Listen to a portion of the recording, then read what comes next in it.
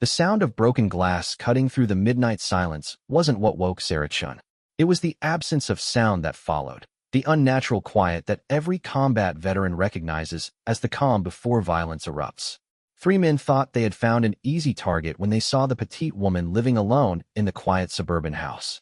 They had watched her for weeks, noting her routine, her solitary evening walks, the way she seemed to move through life without the hypervigilance that marks those trained in warfare. What they didn't know was that behind those calm brown eyes lay 8 years of the most elite military training the world had ever produced. Sarah Chun wasn't just any woman living alone. She was one of only 12 women to ever complete Navy SEAL training, a warrior forged in the crucible of combat operations across 3 continents. Tonight, these intruders would learn that breaking into her home wasn't just a crime. It was the last mistake they would ever make as free men. This is the true story of how 3 criminals chose the wrong house, the wrong woman, and the wrong night to test their luck against someone who had been trained to turn impossible odds into victory. Sarah Chun never planned to become one of the deadliest women on earth. Growing up in a small town in Oregon, she was the daughter of a librarian and a high school math teacher. Her childhood was filled with soccer practices, piano lessons, and family camping trips in the Cascade Mountains. Yet even as a young girl, something burned inside her, a restless energy that couldn't be satisfied by ordinary pursuits. The first sign of her unusual nature came during her sophomore year of high school. Sarah was walking home from her part-time job at the local bookstore when she witnessed an attempted assault. A man had cornered a teenage girl in an alley, and while other passersby looked away or called 911, Sarah acted. Without thinking, she grabbed a broken piece of concrete from a construction site and struck the attacker across the back of his head. The man went down hard, and Sarah stood over him, her heart pounding but her hands steady, until police arrived. That night changed everything. The rush of adrenaline, the clarity that came with decisive action, the satisfaction of protecting someone vulnerable. It awakened something primal in Sarah that she had never felt before. She began training in martial arts, first karate, then boxing, then mixed martial arts. Her parents worried about their daughter's new obsession with combat sports, but they couldn't deny that she had found her calling. By her senior year, Sarah was the state champion in 3 different fighting disciplines. College scouts offered her full scholarships, but Sarah had already made her decision. She was going to join the military, and not just any branch. She wanted to be where the action was most intense, where the training was most demanding, where only the best of the best survived. The Navy recruiter who met with Sarah was initially skeptical. At 5'4" and 130 pounds, she didn't look like typical SEAL material. But when he saw her test scores, perfect marks in physical fitness, exceptional scores in mental aptitude tests, and psychological evaluations that showed an almost supernatural ability to remain calm under pressure, he knew she was different. "You know what you're getting into?" he asked her during their final meeting. "SEAL training has a 90% failure rate. Most men can't handle it. You'd be attempting something that's never been done successfully by a woman." Sarah looked him straight in the eye. "That's exactly why I need to do it." Basic training at Great Lakes was a joke compared to what Sarah had prepared herself for. While other recruits struggled with the physical demands, Sarah excelled. She could run faster, swim longer, and endure more punishment than men twice her size. But it wasn't just her physical abilities that set her apart. It was her mental toughness. During one particularly brutal exercise, the drill instructors forced the recruits to remain in ice-cold water for 30 minutes. One by one, men began dropping out, their bodies unable to handle the hypothermia. Sarah stayed in until she was the last person standing, her lips blue and her body shaking uncontrollably, but her will unbroken. "Why didn't you quit?" her drill instructor asked her afterward. "Because quitting isn't an option," Sarah replied simply. The road to BUD/S training, the infamous basic underwater demolition/SEAL program, was paved with obstacles designed to break the human spirit. For 6 months, Sarah prepared her body and mind for what many considered the most difficult military training program in the world. She ran 10 miles every morning before dawn, swam for hours in the frigid Pacific Ocean, and subjected herself to stress tests that would have hospitalized ordinary people. When she finally arrived at Naval Special Warfare Command in Coronado, California, Sarah was ready for war. But what she found was something even more challenging. She found prejudice, skepticism, and a system that wasn't designed for someone like her. The first day of BUD/S, Sarah stood in formation with 43 other candidates. She was the only woman, and the weight of history pressed down on her shoulders. Every eye was on her, waiting for her to fail, expecting her to prove that women didn't belong in the world's most elite fighting force. The instructors made no accommodations for her gender. If anything, they seemed to push her harder than the men, as if trying to break her spirit before the real training even began. During the first week, 12 men quit. Sarah remained. Hell Week arrived like a natural disaster. 5.5 days of continuous training with a maximum of 4 hours of sleep total. It was designed to push human beings beyond their breaking point, to separate those who merely wanted to be SEALs from those who needed to be SEALs. The training included hypothermia-inducing swims in the Pacific, log-carrying exercises that left men with stress fractures, and mental challenges that drove strong men to tears. On the third day of Hell Week, during a particularly brutal surf passage exercise, Sarah's boat crew was overwhelmed by 20-foot waves. The inflatable boat flipped, throwing all 6 team members into the churning water. While the men struggled to right the boat, Sarah dove beneath the surface, fighting against the current to secure the safety rope that had come loose. She held her breath for over 2 minutes in water so cold it felt like liquid ice, her lungs burning, and her vision starting to fade. But she completed the task. When she surfaced, gasping and blue-lipped, her boat crew looked at her with a new respect. She wasn't just the woman who was trying to become a SEAL. She was their teammate, someone they could count on when everything went wrong. By the end of Hell Week, only 18 candidates remained. Sarah was one of them, but her trials were far from over. The physical challenges were just the beginning. SEAL training demanded mastery of advanced combat techniques, explosives handling, underwater demolition, advanced marksmanship, and tactical operations that required split-second decision-making under life-or-death pressure. During underwater demolition training, Sarah had to swim to the bottom of a 40-foot pool while carrying 60 pounds of equipment, place explosive charges on a simulated enemy target, and swim back to the surface, all while holding her breath. The first time she attempted it, she nearly drowned. The second time, she succeeded but barely made it to the surface conscious. By the 10th attempt, she was completing the exercise faster than men who outweighed her by 100 pounds. The marksmanship training revealed another of Sarah's natural gifts. With a sniper rifle, she could consistently hit targets at distances that challenged even veteran shooters. Her small frame, which had seemed like a disadvantage, actually made her more stable in shooting positions. Her patience, developed through years of meditation and mental conditioning, allowed her to wait motionless for hours until the perfect shot presented itself. But it was during the final phase of training, tactical operations, that Sarah truly distinguished herself. In a simulated hostage rescue scenario, she was tasked with leading a team into a building complex to extract civilians while neutralizing armed opposition. The scenario was designed to test decision-making under pressure, tactical planning, and the ability to adapt when plans went wrong. Sarah's approach was different from the aggressive tactics favored by most of her male counterparts. Instead of overwhelming force, she relied on stealth and precision. She spent hours studying the target building, identifying weaknesses in the enemy's defensive position, and developing a plan that minimized risk to both her team and the hostages. When the exercise began, Sarah's team moved like ghosts through the building.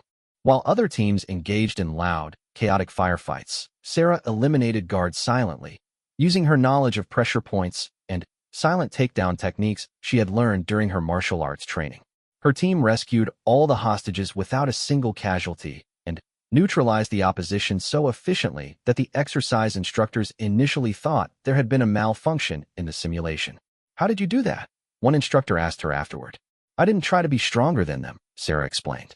"I tried to be smarter." 22 months after beginning BUD/S training, Sarah stood in formation with 11 other graduates. She had survived everything the Navy could throw at her: physical torture, mental breakdown, hypothermia, near drowning, explosive malfunctions, and psychological warfare designed to break the strongest minds. More importantly, she had earned the respect of her fellow SEALs through actions, not words. The graduation ceremony was attended by high-ranking Navy officials, proud families, and media representatives eager to document this historic moment. Sarah stood at attention as the SEAL Trident was pinned to her uniform, a symbol that represented not just personal achievement, but entry into one of the most exclusive brotherhoods in the world. But even as cameras flashed and Officials congratulated her on breaking barriers. Sarah's mind was already focused on what came next. She hadn't endured 2 years of hell to make history or prove a point about gender equality.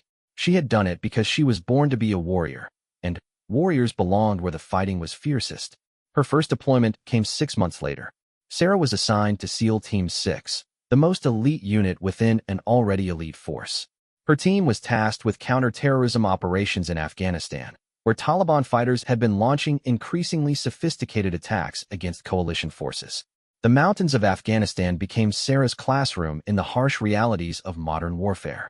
During her first mission, a raid on a Taliban compound suspected of harboring high-value targets, Sarah learned that all her training had been mere preparation for the real thing. The compound was heavily fortified, the enemy was well-armed and willing to fight to the death, and the margin for error was measured in milliseconds. Sarah's role in the operation was to provide overwatch, to position herself on a nearby ridge with a sniper rifle and protect her teammates as they assaulted the compound. As she lay motionless in the rocks, her rifle trained on the target building, Sarah felt a calm settle over her that she had never experienced before. This was what she had been born to do. The assault began at 0300 hours. Sarah watched through her scope as her teammates moved toward the compound, shadows against shadows in the darkness. Everything went according to plan until a hidden sentry spotted the advancing SEALs and opened fire. Suddenly, the night erupted in gunfire and explosions. From her position 800 meters away, Sarah could see muzzle flashes from multiple enemy positions. Her teammates were pinned down, taking fire from 3 different directions. Without hesitation, Sarah began acquiring targets. Her first shot dropped the sentry who had initiated the firefight. Her second shot eliminated a machine gunner who was raking her team's position with devastating fire. For the next 15 minutes, Sarah became the angel of death on that Afghan mountainside. She fired 23 rounds and eliminated 21 enemy fighters, each shot precise and lethal. Her accuracy under combat conditions was so exceptional that enemy fighters began to panic, abandoning their positions rather than face the mysterious sniper who seemed to see everything and never missed. When the smoke cleared, the compound had been captured with minimal casualties among the coalition forces. Intelligence gathered during the raid led to the disruption of a major terrorist network that had been planning attacks across Europe. Sarah's performance during her first combat operation established her reputation as one of the most effective snipers in the special operations community. Over the next 4 years, Sarah participated in over 60 combat operations across Afghanistan, Iraq, and several classified locations. She conducted hostage rescues, counterterrorism raids, and deep reconnaissance missions behind enemy lines. She learned to speak Arabic and Pashto, studied Islamic culture and tribal customs, and developed an instinctive understanding of how to operate in environments where a single mistake could mean death or capture. But combat operations were just one aspect of Sarah's training. Between deployments, she attended advanced schools that turned her into a complete warrior. She learned advanced medical techniques that allowed her to perform battlefield surgery, explosive ordnance disposal that qualified her to defuse the most sophisticated bombs, and psychological operations that taught her to understand and manipulate human behavior. During a particularly intensive course in survival, evasion, resistance, and escape, SEER, Sarah was subjected to simulated capture and torture designed to prepare her for the worst-case scenarios she might face in enemy territory. For 2 weeks, she was kept in a box barely large enough for her body, subjected to stress positions, sleep deprivation, and psychological torture designed to break her will. The instructors threw everything at her. They threatened her with sexual assault, told her that her family had been killed, played sounds of children crying to prey on her maternal instincts. But Sarah had learned something during her years of combat. Pain was temporary, but surrender was permanent. She endured everything they could devise, emerged from the experience stronger than before. By the time Sarah completed her active duty service 8 years later, she had become a legend within the special operations community.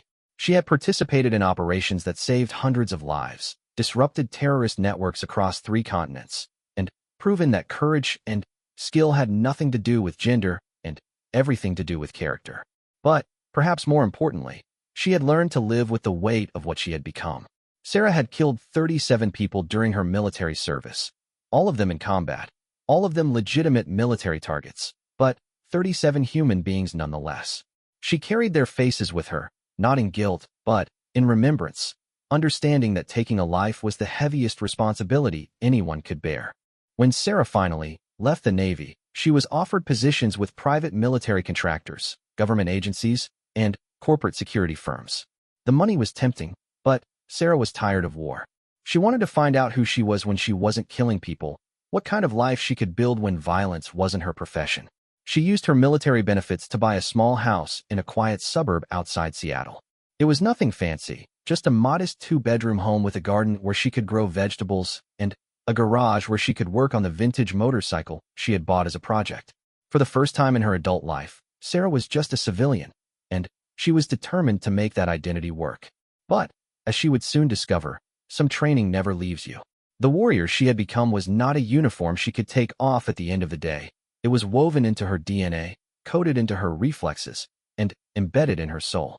And, on one quiet night in her suburban sanctuary, that training would be called upon one more time. The transition from warrior to civilian was harder than any military operation Sarah had ever undertaken. After 8 years of constant adrenaline, life-or-death decisions, and the brotherhood of combat, the quiet routine of suburban life felt like sensory deprivation. She woke each morning at 0500 hours out of habit, her body automatically scanning for threats that didn't exist in her peaceful neighborhood of maple trees and morning joggers. Sarah had been living in Millbrook Heights for 18 months, and her neighbors knew her simply as the friendly woman in the blue house who kept to herself. They saw her tending her vegetable garden, working on her motorcycle in the garage, and taking long evening walks through the tree-lined streets.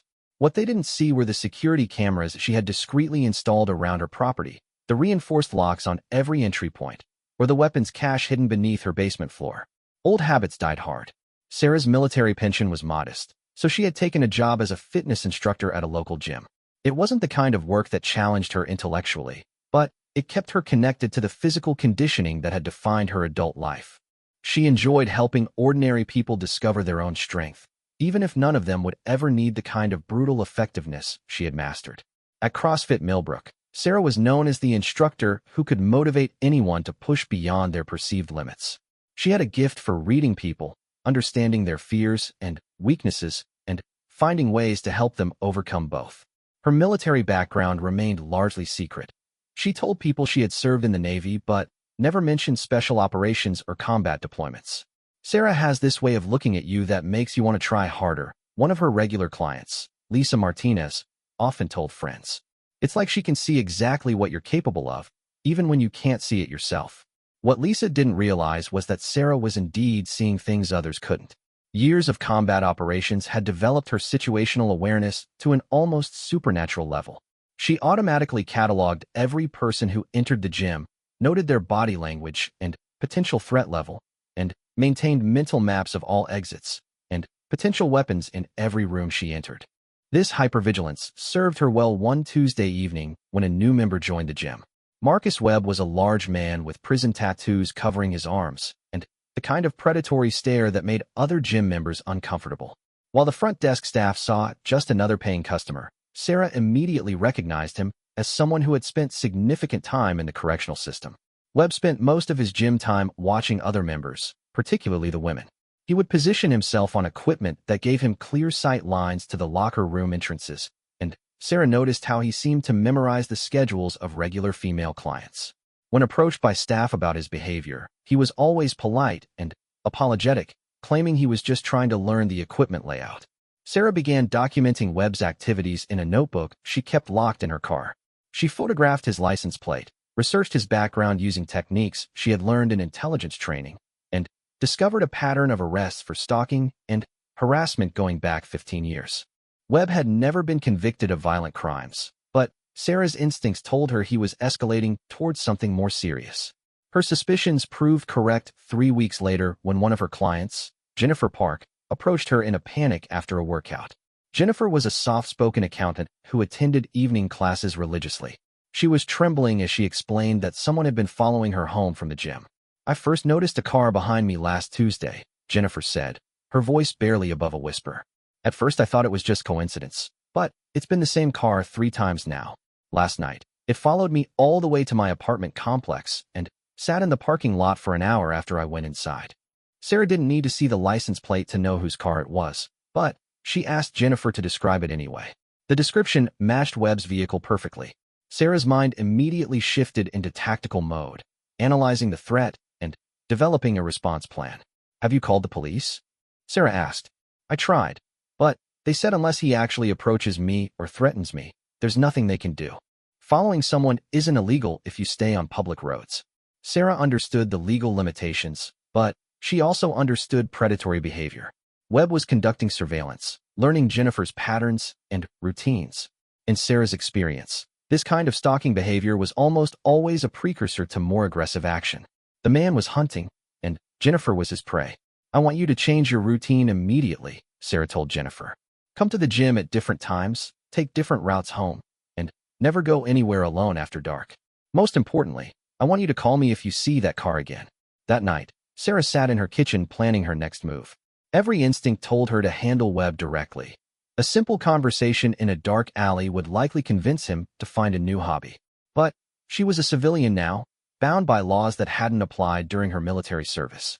She needed to find a way to protect Jennifer without crossing legal lines that could destroy the quiet life she had worked so hard to build. Sarah decided on surveillance of her own. For the next week, she followed Webb whenever he left the gym, documenting his activities and mapping his routines. What she discovered was deeply disturbing. Webb wasn't just stalking Jennifer. He was tracking at least 3 different women who attended the gym. He had compiled detailed information about their schedules, their home addresses, and their personal lives. One evening, Sarah followed Webb to a coffee shop where she observed him photographing women through the windows with a telephoto lens. He spent 2 hours in his car, taking pictures of unsuspecting victims and making notes in a spiral notebook. When he finally left, Sarah broke into his vehicle using lockpicking skills she had learned during infiltration training. Webb's notebook contained detailed profiles of 12 different women, complete with home addresses, work schedules, and personal information that could only have been gathered through extensive stalking. Some entries included floor plans of apartments and houses, suggesting Webb had been conducting surveillance for months. Most disturbing were his written fantasies about what he wanted to do to these women, violent sexual scenarios that made Sarah's blood run cold. Sarah photographed every page of the notebook and returned it to Webb's car without leaving any trace of her presence. She now had evidence of criminal stalking behavior, but she also had a dilemma. If she turned the evidence over to police, she would have to explain how she had obtained it illegally. If she didn't act, Webb would eventually escalate to physical violence. The decision was made for her 2 nights later when Jennifer called in terror. Webb had followed her to her apartment again, but this time he had gotten out of his car and tried the locks on the building's entrance doors. When that failed, he had walked around the building, apparently looking for other ways inside. Jennifer had called 911, but by the time police arrived, Webb was gone. "I can't live like this," Jennifer sobbed over the phone. "I'm afraid to leave my apartment. I'm afraid to come to the gym. I feel like he's watching me everywhere I go." Sarah made a decision that night that would change everything. She couldn't use military tactics against a civilian, but she could use her training to gather evidence that would put Webb away legally. She spent the next 3 days conducting round-the-clock surveillance of Webb, documenting his stalking behavior with photographs and video recordings. On the 3rd night, Sarah's patience paid off. Webb broke into Jennifer's apartment building by forcing a basement window. Sarah watched from across the street as he made his way through the building, checking door numbers against a piece of paper in his hand. When he reached Jennifer's floor and began trying to pick her lock, Sarah called 911 while simultaneously moving to intercept him. Sarah entered the building through the same basement window Webb had used, moving silently through the hallways using the urban warfare techniques she had mastered in Iraq. She reached Jennifer's floor just as Webb successfully picked the lock and pushed open the door. Through the darkness, she could see Jennifer sleeping peacefully in her bedroom, unaware that her worst nightmare was creeping toward her. Webb had taken 3 steps into the apartment when Sarah emerged from the stairwell behind him. In one fluid motion, she applied a blood choke that rendered him unconscious in seconds. When police arrived 5 minutes later, they found Webb zip-tied and unconscious in Jennifer's living room, with Sarah calmly sitting beside him and a stack of evidence documenting his stalking activities. The arresting officers were initially suspicious of Sarah's story until they reviewed the evidence she had compiled. Webb's notebook, combined with photographs and video recordings of his stalking behavior, provided overwhelming proof of criminal activity. When they searched his apartment, they found even more disturbing evidence: detailed plans for abducting and assaulting multiple victims. Detective Maria Santos, who handled the case, was impressed by the thoroughness of Sarah's investigation. "In 20 years of police work, I've never seen a civilian compile evidence this comprehensively," she told Sarah during her statement. "What's your background?" "I was in the Navy," Sarah replied simply. "I learned to pay attention to details." Webb was ultimately sentenced to 8 years in prison on multiple stalking charges. Jennifer and the other victims finally felt safe again, and Sarah had protected innocent people without compromising her civilian status. But the incident had awakened something in her that she had been trying to suppress. For weeks afterward, Sarah found herself restless and edgy. The brief return to tactical thinking had reminded her of who she used to be, and civilian life suddenly felt even more constraining than before. She began taking longer walks through the neighborhood, unconsciously conducting reconnaissance and threat assessments that had no purpose in her quiet suburb. It was during one of these walks that Sarah first noticed the young men who had begun appearing in her neighborhood. There were 3 of them: Marcus Reed, Tommy Vasquez, and Jake Morrison, and they didn't belong in Millbrook Heights. They drove an expensive SUV but dressed like street criminals, and they seemed to be conducting their own surveillance of the area. Sarah first observed them on a Wednesday evening as she walked past the elementary school playground. They were parked across the street, apparently watching the houses on Maple Drive. When they noticed Sarah looking in their direction, they quickly drove away. A week later, she saw them again, this time parked near the shopping center at the neighborhood entrance. Sarah's training kicked in automatically. She began documenting their appearances, photographing their vehicle and license plate, and tracking their patterns of behavior. What she discovered was troubling. The 3 men were clearly casing houses for potential burglaries, studying the routines of residents, and identifying homes that appeared to be easy targets. The problem was that Sarah's house fit their profile perfectly. She lived alone, kept a low profile, and appeared to be an ordinary single woman without any obvious security measures. What the 3 criminals didn't realize was that they had identified the most dangerous target in the entire neighborhood. Sarah considered calling the police, but she knew they couldn't act on suspicion alone. The men hadn't actually committed any crimes. They were just driving around and looking at houses, which wasn't illegal. Sarah would have to wait until they made a move, and then respond accordingly. She began preparing for the inevitable confrontation. Sarah checked her security systems, tested her communications equipment, and reviewed the weapons cache she kept hidden in her basement. For the first time since leaving the military, she loaded her sidearm and placed it in the nightstand beside her bed. The irony wasn't lost on her. After years of hunting terrorists in the mountains of Afghanistan and the deserts of Iraq, Sarah was now being hunted by common criminals in the suburban paradise she had chosen for its safety and tranquility. But perhaps this was inevitable. Perhaps someone with her skills and training could never truly escape the world of violence she had known. As the days passed, Sarah noticed the surveillance becoming more frequent and more focused. The 3 men were clearly preparing for something, and Sarah was becoming increasingly certain that her house was their primary target. She could have left town for a few weeks, or asked for police protection, or even contacted former teammates who would have been happy to help. Instead, Sarah made a different choice. She decided to stay and face whatever was coming. Part of it was principle. She refused to be driven from her home by criminals. Part of it was instinct. Her training told her that running from a threat often made it worse. But mostly, it was something deeper, something primal that had been awakened by her encounter with Webb. Sarah Chun was a warrior, and warriors didn't run from fights. They won them. On the Friday evening, when everything changed, Sarah noticed the SUV parked at the end of her street for the 3rd time that week. She watched from her kitchen window as the 3 men inside took turns pointing at different houses, apparently finalizing their plans. When they drove away after 20 minutes, Sarah knew they would be back soon. That night, Sarah went through her evening routine exactly as she had for the past 18 months. She made dinner, watched the news, and took her usual walk through the neighborhood. To any observer, she appeared to be just another suburban resident going about her normal life. But beneath the surface, Sarah was conducting final preparations for combat. She had positioned weapons at strategic locations throughout her house, tested all her communications equipment, and mentally rehearsed response scenarios for every possible point of entry. Her body was relaxed, but her mind was sharp and focused. As she lay in bed that night, Sarah felt a familiar calm settling over her, the same feeling she had experienced before every combat mission during her military service. Tomorrow would bring violence and chaos, but she was ready for it. She had spent years learning to turn impossible odds into victory, and 3 amateur criminals would not be her greatest challenge. Sarah Chun closed her eyes and slept the deep, dreamless sleep of someone who had made peace with what the morning would bring. In a few hours, 3 men would break into her house expecting to find an easy victim. Instead, they would discover that they had walked into the home of someone who had been trained by the best military in the world to do one thing exceptionally well: win fights that other people couldn't survive. The first rule of survival that Sarah had learned during SEAL training was that fights were won or lost in the first 30 seconds. Everything that happened afterward was just managing consequences.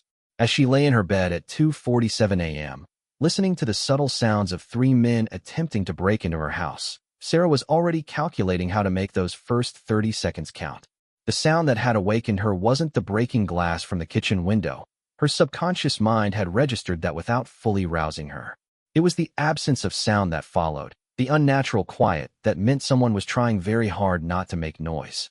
Sarah's eyes opened in the darkness, but she remained perfectly still, listening and analyzing.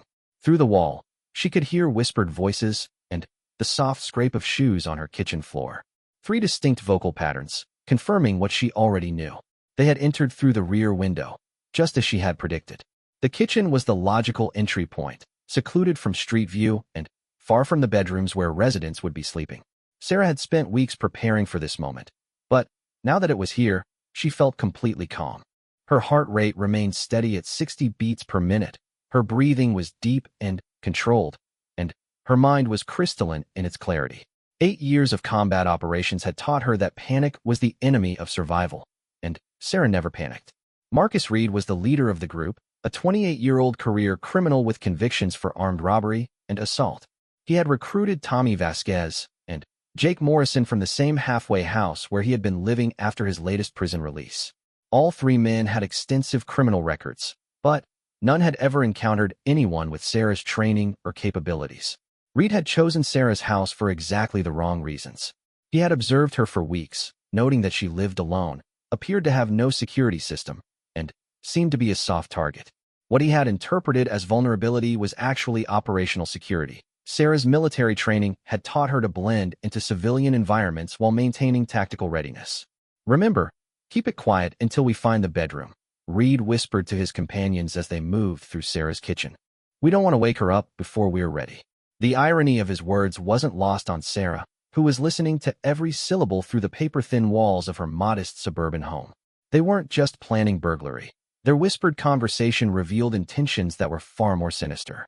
Reed wanted to find Sarah before she woke up, and his reasons had nothing to do with avoiding detection. Sarah slipped silently from her bed, her bare feet making no sound on the hardwood floor. Years of close-quarters combat training had taught her to move like smoke through confined spaces. She reached the nightstand beside her bed and retrieved her sidearm, a modified Glock 19 that she had carried during her final deployment in Afghanistan. The weapon felt familiar in her hands, like shaking hands with an old friend. Sarah had fired thousands of rounds through this particular pistol during her military service, and she knew its capabilities better than she knew her own reflection. More importantly, she had never missed a shot when lives were on the line. Moving to her bedroom window, Sarah could see the SUV parked across the street with its engine running. A 4th man, the getaway driver, was sitting behind the wheel, scanning the neighborhood for any signs of police or witnesses. His presence confirmed that this was a professional operation, not a crime of opportunity. Sarah activated the panic button on her security system, which would alert local police, but wouldn't trigger any audible alarms that might spook the intruders. She wanted them inside the house where she could control the tactical situation. Fighting in her own home gave her numerous advantages. She knew every inch of the layout, had pre-positioned equipment at strategic locations, and could use the confined space to neutralize their numerical superiority. The 3 men were moving through her living room now, their whispered conversations revealing their intentions with sickening clarity. They had originally planned a simple burglary, but Reed had become obsessed with Sarah during his surveillance. He wanted to assault her before they robbed the house, and his 2 companions were too weak to object to his escalating violence. "She's probably in the back bedroom," Reed whispered. "Tommy, you check the spare room. Jake, You cover the hallway. I'll handle the main bedroom. Sarah smiled grimly in the darkness. They were making classic tactical errors, splitting up, failing to clear rooms properly, and operating without any real plan. It was exactly what she had expected from amateur criminals who had learned their tradecraft in prison rather than military training programs. As Reed crept toward her bedroom door, Sarah was already in position behind the dresser that she had strategically placed months earlier. The furniture provided concealment without blocking her fields of fire, and its position allowed her to engage threats from multiple angles. Sarah controlled her breathing, slowed her heart rate, and prepared to do what she had been trained to do. Reed pushed open the bedroom door and stepped inside, a knife glinting in his right hand and a flashlight in his left. He had expected to find a terrified woman cowering in her bed. Instead, he found an empty room and the distinct feeling that he had made a terrible mistake. "Where is she?" Vasquez called from the hallway, his voice betraying the first hints of nervousness. "She's not in here," Reed replied, suddenly, aware that they had lost control of the situation. "Check the other rooms." But Sarah wasn't hiding. She was hunting. While the three men searched the back of the house, she had moved to the living room using routes she had planned and practiced for months. She positioned herself behind the couch that provided cover from multiple angles and sight lines to all major access points. Morrison was the first to die. As he walked past the living room entrance, flashlight beam dancing across the walls, Sarah emerged from concealment like death itself. Her left hand covered his mouth while her right hand drove a combat knife between his ribs, piercing his heart with surgical precision. Morrison collapsed silently, dead before his body hit the floor. The technique was one Sarah had mastered during her urban warfare training in Iraq. Silent elimination of sentries required perfect placement and absolute control. There was no margin for error when a single sound could compromise an entire operation. Morrison died without understanding what had killed him. "Jake," Vasquez called from the kitchen. "Did you find anything?" Sarah was already moving toward the kitchen, her footsteps silent on the hardwood floor. Vasquez was standing with his back to the entrance, rummaging through her cabinets with the casual arrogance of someone who believed himself in complete control. He never saw Sarah approaching. The blood choke took 3 seconds to render Vasquez unconscious. Sarah's arms snaked around his throat, applying pressure to the carotid arteries that supplied blood to his brain.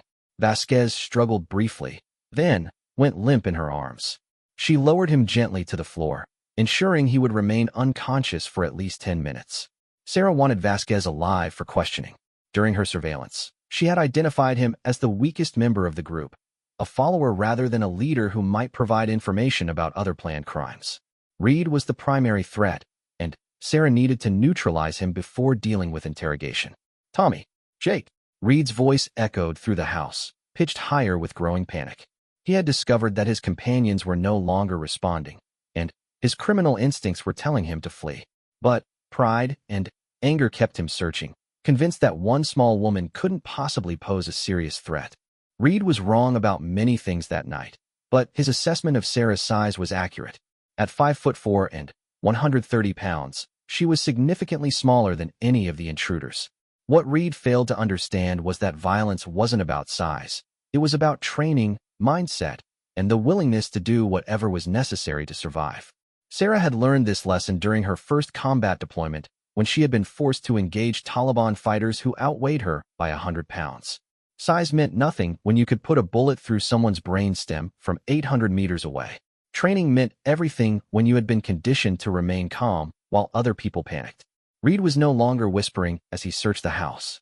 His voice carried clearly through the thin walls as he called for his missing companions, demanding answers that would never come. Sarah used his noise to mask her own movement as she positioned herself for the final confrontation. The living room became Sarah's killing ground. She had arranged the furniture to create natural choke points and concealment positions, and the darkness worked to her advantage. Reed might have night vision superiority on the streets, but this was Sarah's domain, and she knew every shadow and sight line. When Reed finally entered the living room, flashlight sweeping back and forth across the space, Sarah was waiting behind the entertainment center with a clear shot at his center mass. She could have killed him instantly with a single rifle round, but Sarah wanted him alive long enough to understand what had happened to him. "Looking for someone?" Sarah's voice came from the darkness behind Reed, calm and controlled despite the violence that had preceded it. Reed spun toward the sound, knife raised, and flashlight beam cutting through the air. For a moment, he stood frozen as the light illuminated Sarah's face. Not the terrified victim he had expected, but something far more dangerous.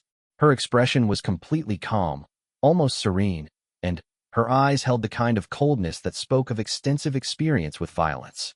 "Who are you?" Reed whispered, his voice barely audible. "I'm the woman you tried to attack," Sarah replied simply. "But, more importantly, I'm someone who's very good at hurting people who deserve it." Reed lunged toward her with the knife, but his attack was clumsy and telegraphed. Sarah sidestepped easily, grabbed his wrist, and applied a joint lock that sent the weapon spinning across the room.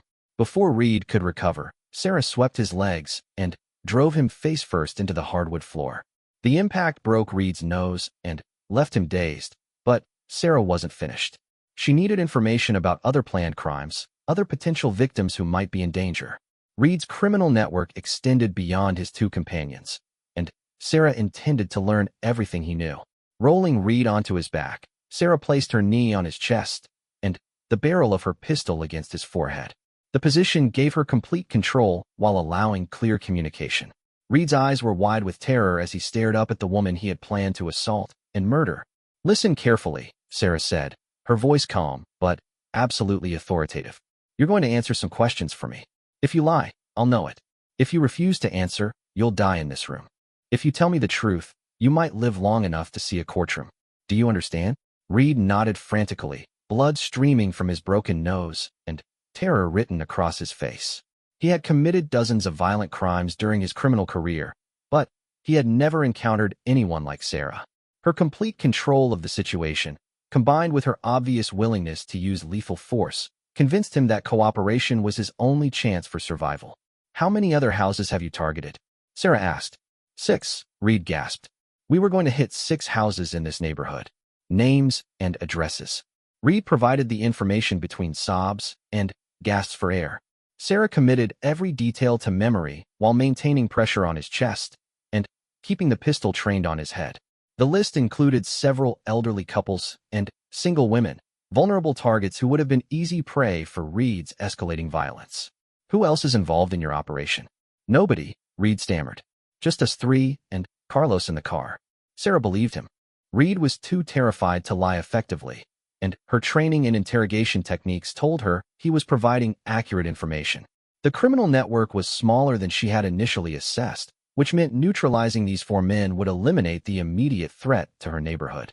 The sound of approaching sirens filled the night air. Sarah's security system had automatically alerted police when she activated the panic button, and backup was finally arriving. She had approximately 2 minutes to secure the scene before law enforcement reached her front door. Moving quickly but efficiently, Sarah zip-tied Reed's hands behind his back and dragged him to the living room couch. Vasquez was still unconscious in the kitchen, but she secured him as well before checking Morrison's body. The knife wound had been instantly fatal. Morrison had died without suffering, which was more mercy than he had planned to show her. Sarah secured her weapons and turned on the lights throughout the house. When police arrived, they needed to find a crime scene that told a clear story of self-defense rather than a military-style operation. Sarah's civilian cover depended on maintaining the fiction that she was an ordinary woman who had simply gotten lucky during a home invasion. The first patrol car pulled into her driveway at 3:23 a.m., followed quickly by 2 additional units and a detective supervisor. Sarah met them at her front door, wearing a bathrobe and appearing appropriately shaken by the night's events. Her performance was flawless.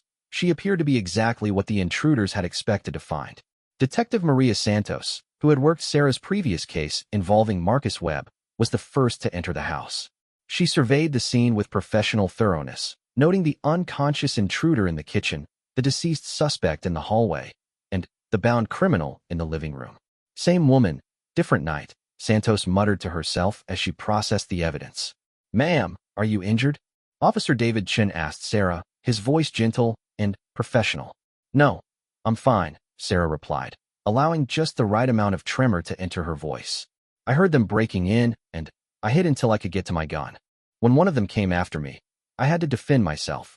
The official story was simple and believable. A single woman had successfully defended her home against multiple intruders through a combination of luck, determination, and legal firearm ownership.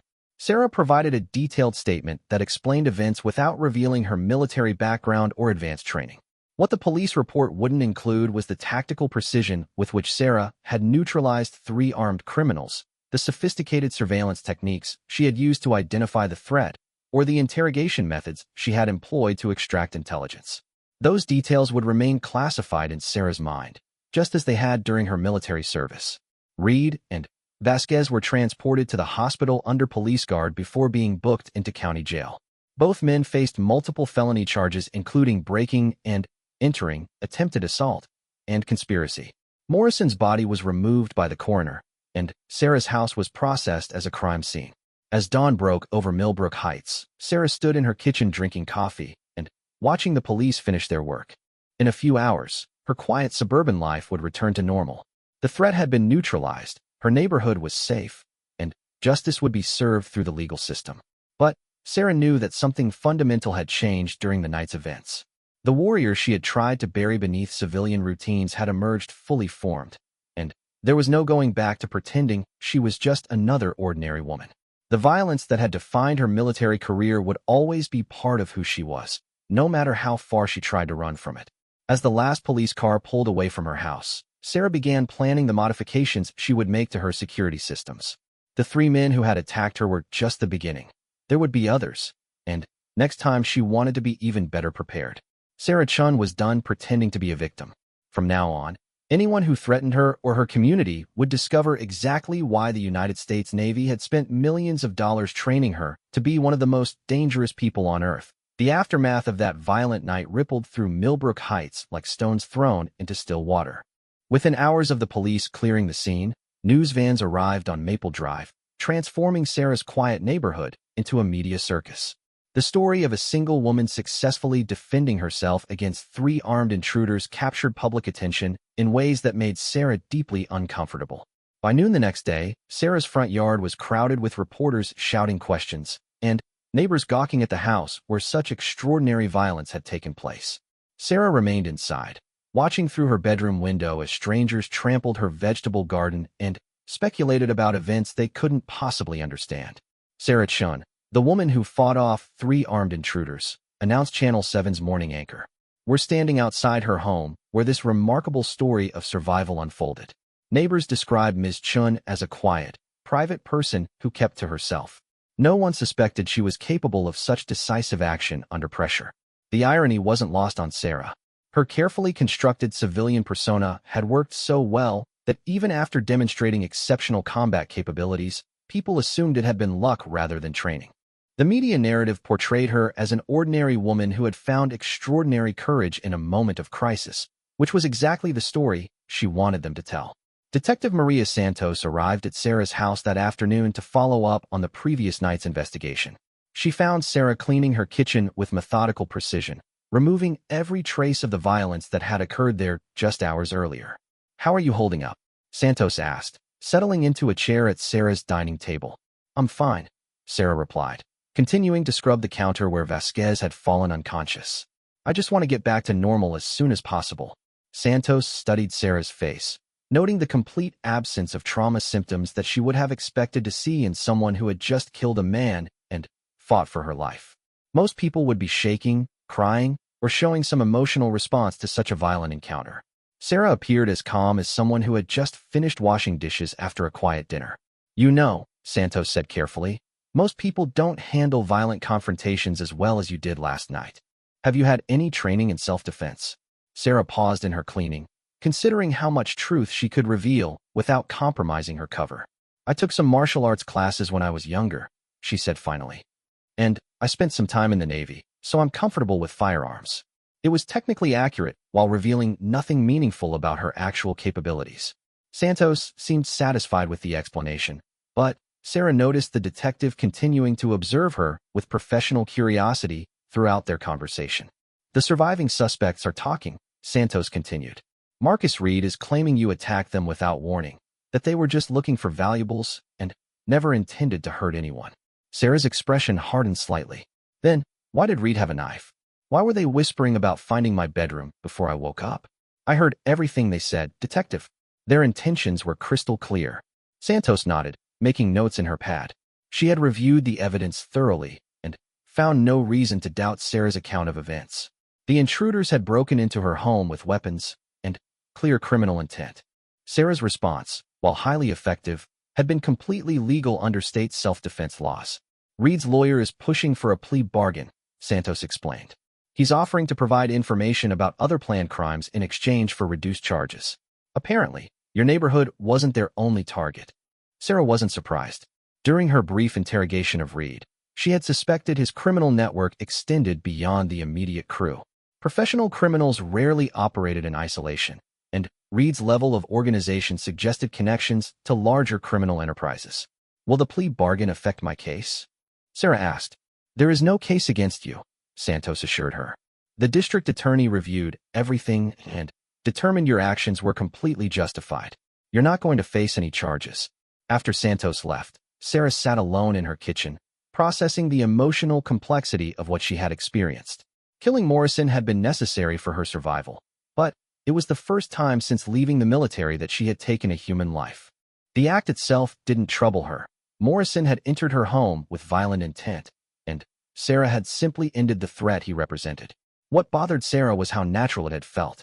8 years after leaving combat operations, her training had kicked in seamlessly, and she had neutralized 3 armed men without hesitation or doubt. The violence that had defined her military career wasn't something she had left behind. It was still an integral part of who she was. The media attention continued for the rest of the week, gradually diminishing as other stories captured public interest. Sarah gave no interviews and made no public statements, allowing the speculation to die down naturally.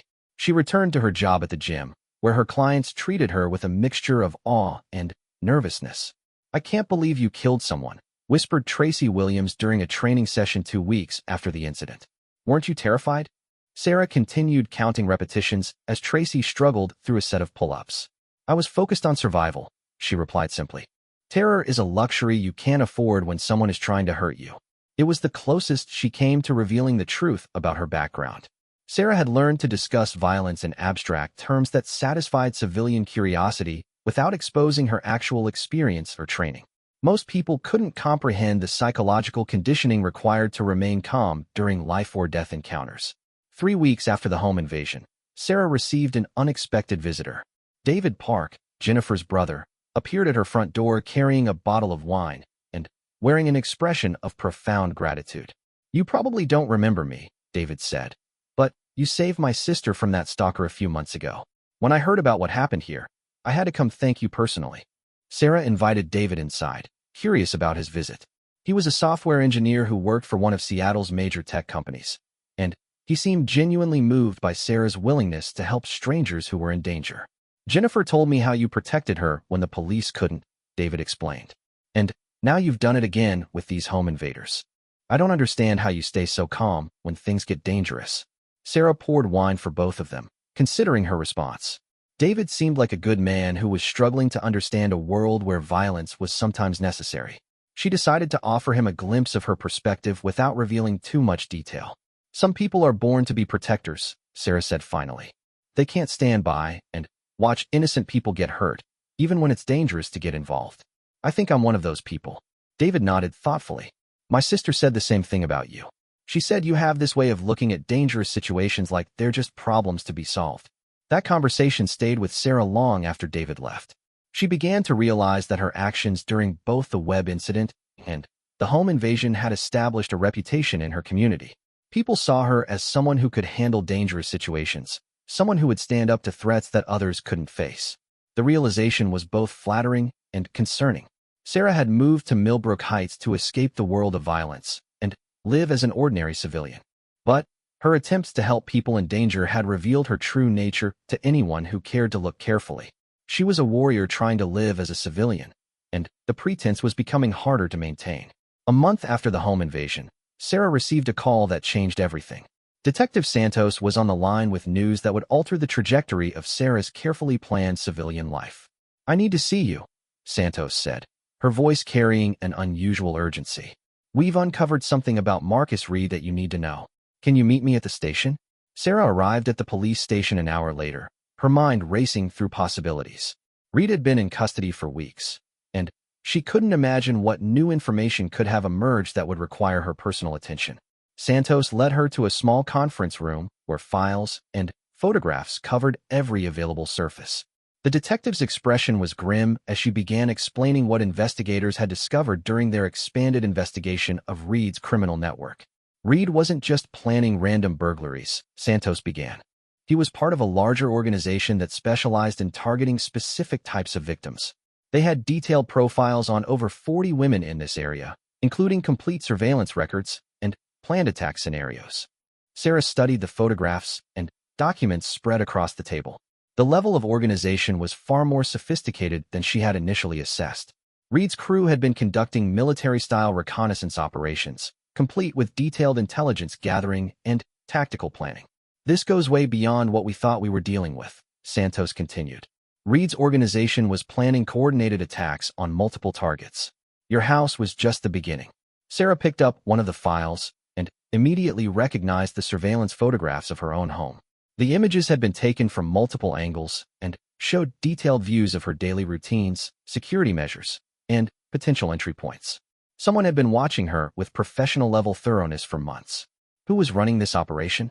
Sarah asked, her voice calm despite the implications of what she was seeing. That's what we're trying to figure out, Santos replied. Reed claims he was just following orders from someone called the Colonel, but he says he never met this person face-to-face. All communications were handled through encrypted messages and dead drops. Sarah's blood ran cold at the mention of a military-style operational structure. Professional criminals didn't typically use terms like the Colonel or operate with the kind of discipline evident in the surveillance files. This suggested military training or experience within the organization's leadership. What do you need from me? Sarah asked. Reed wants to make a deal, Santos explained. He's offering to provide information about the Colonel's identity and planned operations in exchange for protective custody. But he'll only talk to you. Sarah was puzzled by Reed's request. She had interrogated him for less than 5 minutes during the home invasion, and their interaction had been entirely focused on immediate tactical concerns. Why would he specifically request to speak with her rather than law enforcement professionals? Did he say why he wants to talk to me specifically? Santos hesitated before answering. He claims you're the only person who will understand what the Colonel is really planning. He says this goes way beyond ordinary criminal activity. The next morning, Sarah found herself sitting across from Marcus Reed in the county jail's maximum security interview room. Reed looked like a broken man. His nose was still bandaged from their encounter, and his eyes held the hollow look of someone who had realized he was in over his head. Thank you for coming, Reed said, his voice barely above a whisper. I wasn't sure you would. You have 5 minutes, Sarah replied coldly. Tell me what you think I need to know. Reed leaned forward, glancing nervously at the security cameras mounted in the corners of the room. The Colonel isn't just some criminal boss, he began. He's former military, special operations. He recruited guys like me because we were expendable, but the real operation involves people with your kind of training. Sarah's expression didn't change, but her mind began processing the implications of Reed's statement. He had recognized something about her capabilities during their brief encounter, something that suggested military experience beyond what she had publicly acknowledged. What kind of training do you think I have? Sarah asked carefully. I've been in prison with guys who served in Iraq and Afghanistan, Reed explained. I know what real soldiers look like when they're handling business. What you did to us that night, that wasn't luck or self-defense training. That was professional-level combat skills. Sarah remained silent, neither confirming nor denying Reed's assessment. But she was increasingly concerned about how much he had deduced about her background based on a single violent encounter. The Colonel has been recruiting former special operations personnel for months, Reed continued. He's building some kind of private army, and, from what I overheard, they're planning something big. Something that involves targeting people like you. People like me? Veterans with advanced training who might pose a threat to his operation. The surveillance of your house wasn't random. You were specifically targeted because of who you are, not because you looked like an easy victim. Sarah felt the pieces of a larger puzzle clicking into place. If Reed's information was accurate, the home invasion hadn't been a random crime, but rather a probing attack designed to test her capabilities and responses. Someone with military training had identified her as a potential threat and was assessing her defenses. What else do you know about the Colonel? Sarah asked. Reed provided what limited information he possessed about the mysterious military leader who had recruited him. The details painted a picture of someone with extensive special operations experience who was building a criminal organization with military-style structure and discipline. As Sarah left the jail that afternoon, she realized her quiet civilian life was about to become much more complicated. She had been identified by a hostile organization with military-level capabilities, and they had already made one attempt to neutralize her. The next attack would be planned by professionals who understood exactly what they were facing. For the first time since leaving the Navy, Sarah began preparing for a war that she hadn't chosen but couldn't avoid. The warrior she had tried to bury was about to emerge fully armed and extremely dangerous. 6 weeks after her meeting with Marcus Reed, Sarah discovered that preparing for war while maintaining a civilian cover was like trying to reload a rifle while pretending to arrange flowers. Every defensive preparation she made had to appear innocent to casual observers while providing real tactical advantages against military-trained opponents. Sarah's morning routine now included checking for surveillance devices that hadn't been there the night before, examining her vehicle for signs of tampering, and scanning her neighborhood for unfamiliar faces or vehicles. She had identified 3 separate observation posts from which her house could be monitored and had begun varying her daily patterns to avoid predictable vulnerabilities.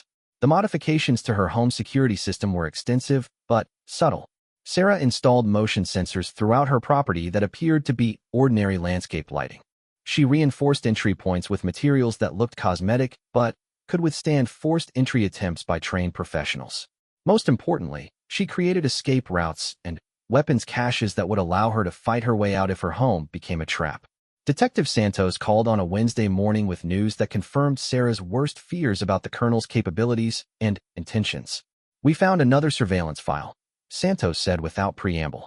"This one contains detailed information about 8 former Special Operations personnel living in the Pacific Northwest. Your profile is the most comprehensive, but you're not the only target." Sarah met Santos at a secure location away from the police station, a coffee shop in downtown Seattle that offered multiple exit routes and clear sight lines in all directions. The detective brought a laptop containing encrypted files that painted a disturbing picture of a criminal organization with military-level intelligence gathering capabilities. "Look at this," Santos said, opening a digital folder labeled Priority Targets. Complete service records, current addresses, daily routines, family information, and tactical assessments. Whoever the colonel is, he has access to classified military databases. Sarah studied the profiles with growing alarm. The 8 targets included 2 former Army Rangers, 3 ex-Marines, 2 Navy SEALs, and herself. All had distinguished combat records, all lived relatively isolated lives, and all possessed skills that would make them dangerous opponents if they discovered the colonel's activities. "This isn't criminal surveillance," Sarah observed. "This is pre-operational intelligence for targeted elimination. He's planning to kill all of us." Santos nodded grimly. "That's our assessment as well. The question is why? What does the colonel gain by eliminating former Special Operations personnel?" Sarah had been considering that question since her conversation with Reed, and she had developed a theory that made her blood run cold. He's eliminating potential opposition before launching a larger operation. If you were planning something that required military-level capabilities, terrorism, assassination, or armed insurrection, you would want to neutralize anyone who might be able to stop you. The implications hung in the air between them like a toxic cloud. They weren't just dealing with an unusually sophisticated criminal organization. They were confronting what appeared to be the early stages of a domestic terrorism plot with national security implications. "Have you contacted the FBI?" Sarah asked. "Yesterday," Santos replied. "They're taking this very seriously, but they need more concrete evidence before they can launch a full investigation. Right now, all we have are surveillance files and the testimony of a convicted felon." Sarah understood the bureaucratic limitations, but she also understood tactical realities that law enforcement agencies often overlooked. The colonel had demonstrated professional-level operational security, military training, and access to classified information. By the time federal agencies gathered sufficient evidence to act, his operation would be complete, and his targets would be dead. "What about the other targets?" Sarah asked. "Have they been warned?" "We're trying to contact them, but it's complicated. Some have moved since their military service. Others are using different names, and one appears to have died in a climbing accident last month that we're now investigating as a possible homicide." Sarah felt a chill of recognition. Professional elimination teams often stage deaths to appear accidental, and climbing accidents were particularly difficult to investigate. If the colonel had already begun eliminating targets, time was running out for the survivors. I need copies of those files, Sarah said. All of them. Santos hesitated. I can't officially provide you with classified information, but I can arrange for you to accidentally see materials that happen to be left unattended for a few minutes. 20 minutes later, Sarah sat in her car with a laptop containing everything law enforcement had discovered about the colonel's operation. She spent the rest of the afternoon analyzing the intelligence and developing her own assessment of the threat. The picture that emerged was even more disturbing than she had initially feared. The colonel's organization included at least 12 former military personnel with special operations backgrounds, significant financial resources, and access to military-grade weapons and equipment. Their surveillance capabilities suggested connections within government agencies or private intelligence contractors. Most ominously, the operational timeline indicated that the colonel was preparing for imminent action. Recent communications intercepts suggested that the elimination phase was scheduled to begin within days, followed by a larger operation that remained unclear but required extensive planning and professional-level execution. Sarah made a decision that night that would define the rest of her life. She could wait for law enforcement agencies to build their case and hope they acted before the colonel eliminated his targets. Or she could take preemptive action using the skills and training that made her a target in the first place. The next morning, Sarah began making phone calls to contacts she hadn't spoken with since leaving the military. Within hours, she had reached out to former teammates who possessed the specific capabilities needed for the operation she was planning.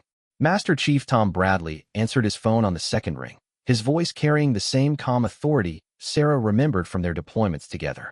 Sarah Chun, I was wondering when I'd hear from you. Tom, I need your help with something that's probably going to get complicated fast. Bradley listened without interruption as Sarah explained the situation, her voice carrying the crisp efficiency of a military briefing. When she finished, he was quiet for several seconds before responding. You're talking about taking on a professional military organization without official backing or legal authority, Bradley said finally. In civilian terms, that's called vigilantism. In military terms, it's called preemptive action against a credible threat, Sarah replied. These people are planning to kill former special operations personnel, including us. We can wait for them to act, or we can act first. Bradley sighed deeply. How many other people are you planning to involve in this? As few as possible. Maybe 2 others with the right skill sets. This needs to be surgical. Identify the colonel, neutralize his organization, and disappear before anyone realizes what happened. And if we're wrong? If this intelligence is inaccurate or incomplete? Sarah had considered that possibility extensively. Then, we abort and disappear before law enforcement can connect us to anything. But, Tom, I've analyzed this from every angle. The intelligence is solid, the threat is real, and time is running out. Bradley agreed to help, as Sarah had known he would. Their shared experiences in Afghanistan had created bonds that transcended civilian legal constraints. When warriors were threatened by other warriors, they protected each other using whatever means necessary. The second call went to Maria Gonzalez, a former Army Ranger who specialized in intelligence gathering and electronic surveillance. Gonzalez had left the military after 12 years of service and now worked as a private security consultant. More importantly, she had maintained contacts within the intelligence community who might provide additional information about the colonel's operation. You know this sounds completely insane, right? Gonzalez said after listening to Sarah's proposal. We're talking about conducting military operations on American soil against American citizens. We're talking about stopping domestic terrorists before they can carry out their planned attacks, Sarah corrected. The fact that they're former military doesn't change their legal status as criminals. Gonzalez was quiet for several minutes, and Sarah could practically hear her analyzing the tactical and legal implications. Finally, she spoke with the decisive tone that had made her an effective squad leader during combat operations. I'm in. But we do this by the numbers, professional planning, minimal exposure, and clean extraction when it's over. No unnecessary risks, no civilian casualties, and no evidence that could be traced back to us. With her team assembled, Sarah began developing an operational plan that would locate the colonel's base of operations and neutralize his organization before the elimination phase could begin. The plan required intelligence gathering, surveillance, and tactical operations that pushed the boundaries of what civilians could legally accomplish. Gonzalez used her contacts to identify the likely location of the colonel's headquarters, a private military contractor facility outside Tacoma that served as a front for various classified operations. The facility was registered to a company with connections to several former special operations personnel who matched the colonel's profile. Bradley conducted physical surveillance of the facility, identifying security measures, guard rotations, and potential entry points. His reconnaissance revealed a professional-level security operation that confirmed their target assessment. The facility was defended like a military installation rather than an ordinary business. Sarah coordinated the intelligence gathering while developing tactical plans for 3 different operational scenarios: surveillance and evidence gathering for law enforcement, direct action to capture the colonel, or complete elimination of the threat if circumstances required lethal force. The breakthrough came when Gonzalez intercepted communications that revealed the colonel's true identity and immediate plans. Colonel Robert Hayes, formerly of the 75th Ranger Regiment, had been discharged from the military 3 years earlier following an investigation into war crimes committed during his final deployment in Afghanistan.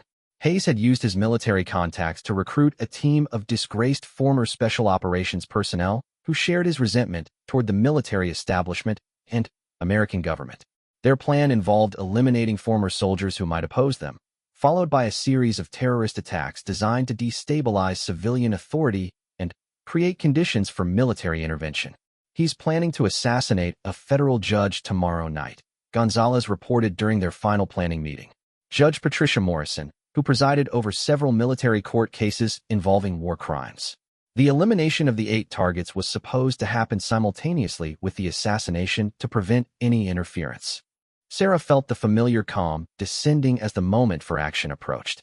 After weeks of preparation and planning, the mission parameters were finally clear. They had less than 18 hours to prevent multiple assassinations and stop a domestic terrorism plot that could escalate into something much worse. "This is it," Sarah told her teammates. "After tomorrow night, we're either heroes or fugitives. Everyone's still on board." Both Bradley and Gonzalez confirmed their commitment to the operation. They had analyzed every aspect of the mission and accepted the risks involved. More importantly, they understood that some threats could only be stopped by people willing to operate outside legal constraints that handicapped official law enforcement. The assault on Hayes' facility began at 0200 hours on a moonless Thursday night. Sarah's team approached the perimeter using infiltration techniques they had mastered during counterterrorism operations overseas. The security measures that might have stopped ordinary criminals were familiar obstacles to operators with their level of training. Gonzalez disabled the electronic surveillance systems, while Bradley neutralized the perimeter guards using silent takedown techniques. Sarah penetrated the main building, moving like a shadow through corridors that should have been impregnable to outside intrusion. She found Hayes in his command center, studying satellite photographs of Judge Morrison's residence and finalizing plans for the next day's assassination. He looked exactly like what he was, a professional soldier who had chosen the wrong side of